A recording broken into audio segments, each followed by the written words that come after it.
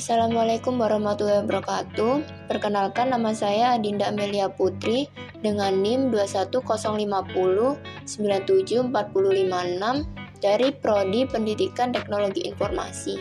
Kali ini saya akan menjelaskan mengenai subnetting dan juga praktikum subnetting dengan Cisco Packet Tracker.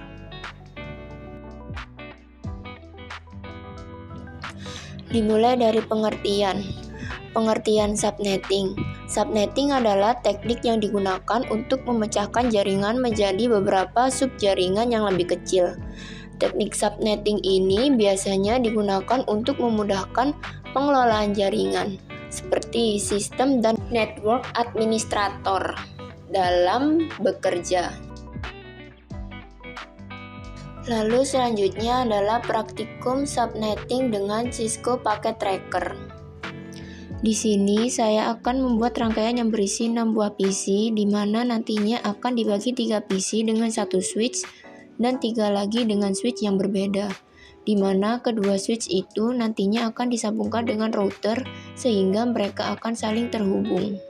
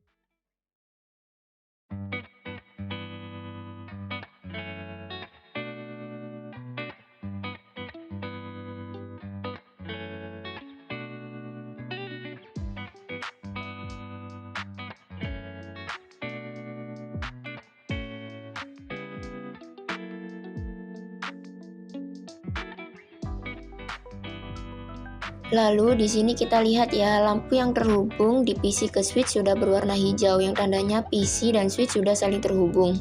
Tapi lampu antara switch ke router masih berwarna merah, yang artinya belum terhubung. Sehingga kita perlu menghubungkannya dengan cara klik router, lalu config, lalu pilih fast Ethernet 0/0, lalu API address-nya kita masukkan 192.168.1.62,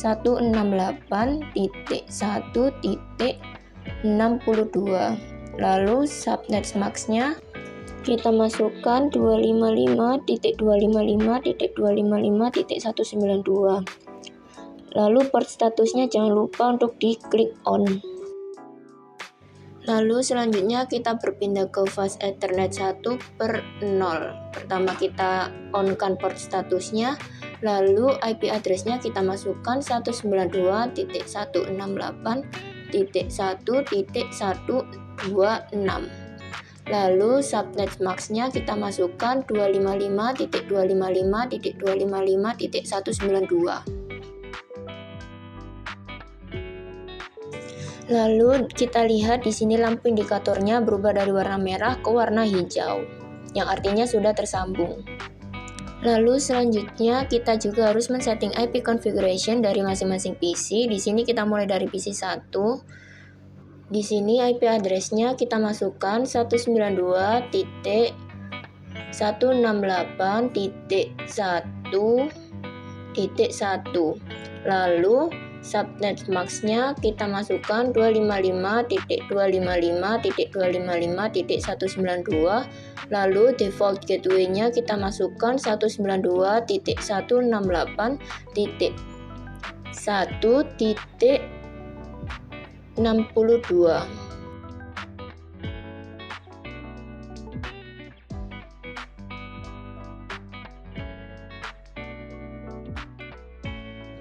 Lalu di PC 2 kita juga melakukan hal yang sama dengan men-setting IP address-nya yaitu 192.168.1.2. Lalu subnet max-nya yaitu 255.255.255.192. Lalu default gateway-nya kita masukkan 192.168.1.62.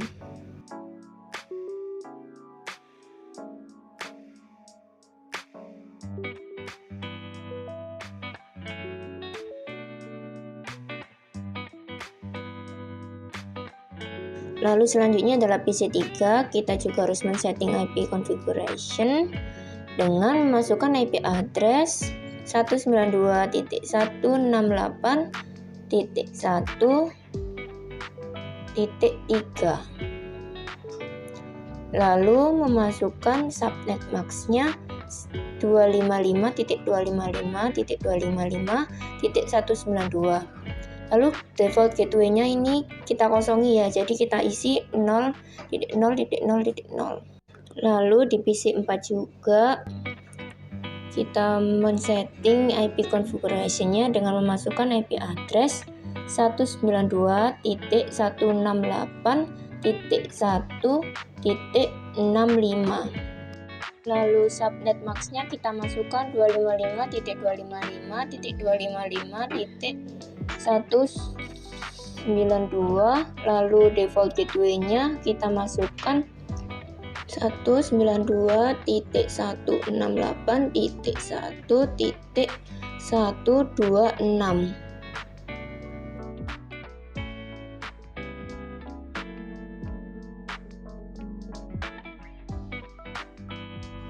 Lalu di sini kita juga harus men-setting PC5 dengan memasukkan IP address-nya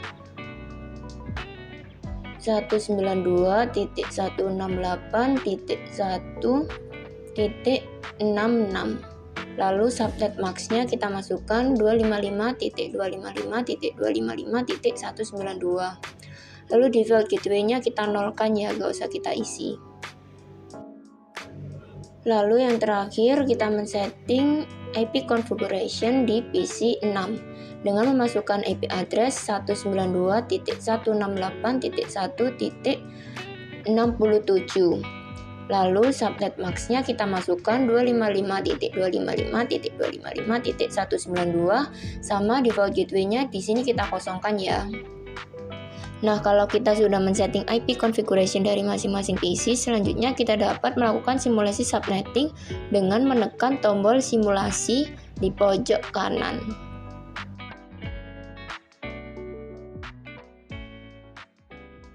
Setelah itu kita tekan edit filter, lalu kita pilih yang ICMP saja ya.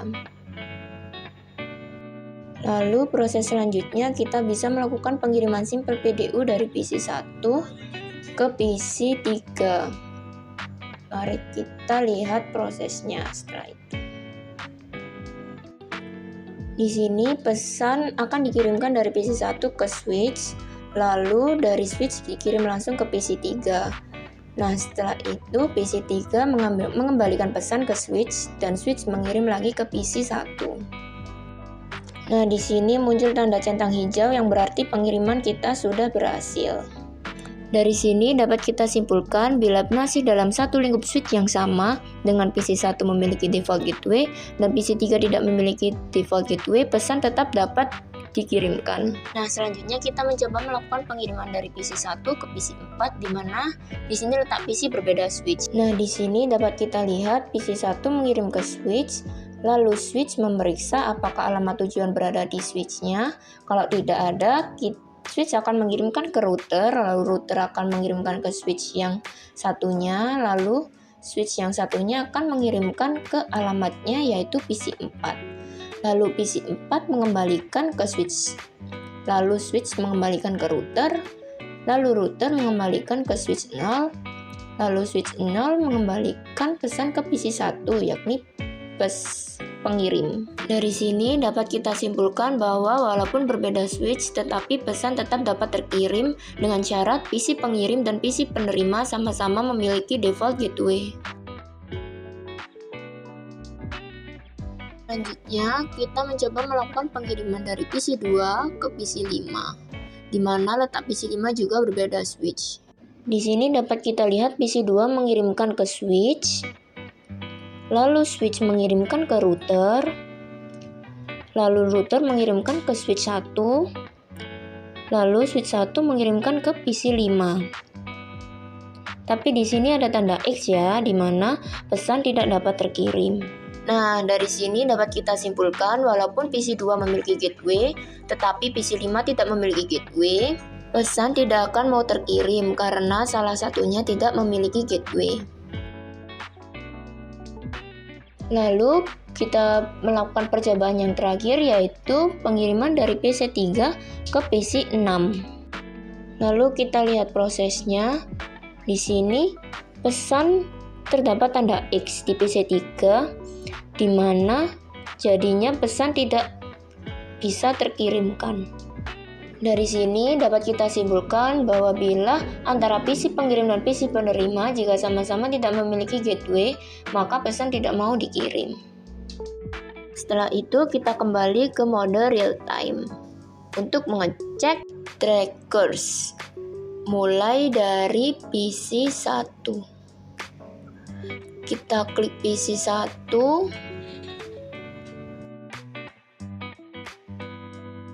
lalu pilih command prompt di desktop, lalu kita ketikkan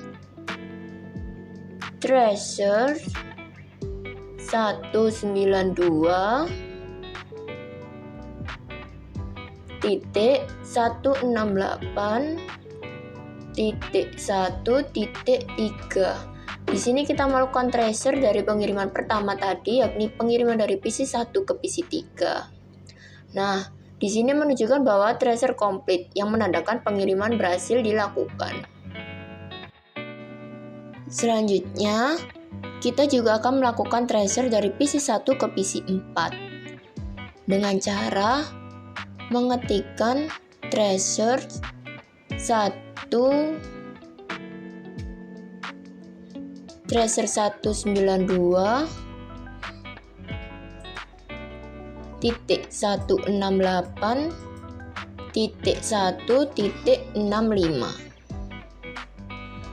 Lalu kita enter. Di sini menunjukkan bahwa pesan dikirimkan ke router lalu diterima oleh PC 4. Di sini juga tertera bahwa tracer komplit, yang artinya bahwa pengiriman berhasil dikirimkan.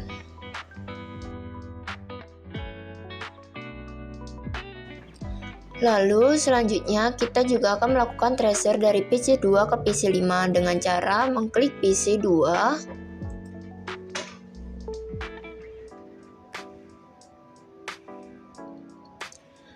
lalu kita ke command prompt dan memasukkan tracer 192.168.1.66. Lalu kita enter. Di sini terlihat bahwa pesan tidak berhasil dikirimkan dengan sempurna karena hanya dapat dikirimkan ke IP 192.168.1.62. Selanjutnya akan menunjukkan request real time out.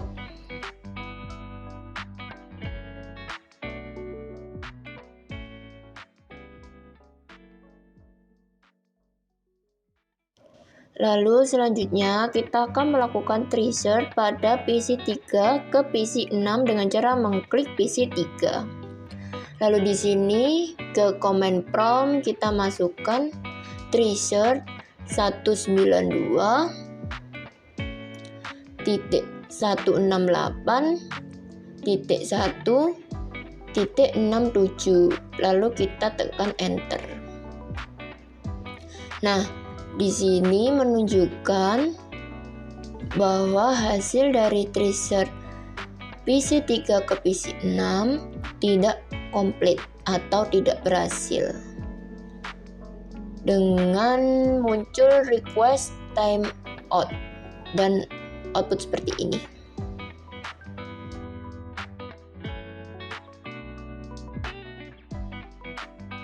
Sekian yang dapat saya sampaikan tentang materi subnetting. Kurang lebihnya saya mohon maaf. Wassalamualaikum warahmatullahi wabarakatuh.